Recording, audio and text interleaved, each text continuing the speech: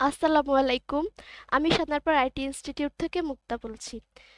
এখানে মনিটরে দেখতে পাচ্ছেন একটি পিকচার। আমি এই পিকচারটাকে খুব ইজিলি মুভ করতে পারছি। তো আজকে আমি আপনাদের এটাই দেখাবো যে এমএস ওয়ার্ডে পিকচার কিভাবে ইজিলি মুভ করা যায়। প্রথম অবস্থাতে কিন্তু পিকচার মুভ করা যায় না। তো আমরা আজকে এটাই শিখবো। তো এর জন্য আমি প্রথমে কন্ট্রোল এন দিয়ে একটা নিউ পেজ নিলাম। নেওয়ার পর ইনসার্টে গেলাম। ইনসার্ট থেকে পিকচারে ক্লিক করে অনলাইন পিকচারে গেলাম। এখান থেকে একটি ছবি আমরা চুজ করব। তো এই পিকচারটায় ক্লিক করলাম, তারপর এটা ইনসার্ট করব। ইনসার্টে ক্লিক করলাম।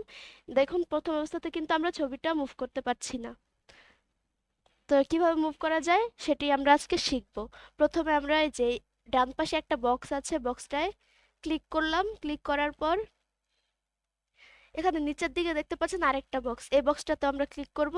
তাহলে দেখতে পাবেন যে এবার পিকচারটা খুব ইজিলি মুভ করা যাচ্ছে।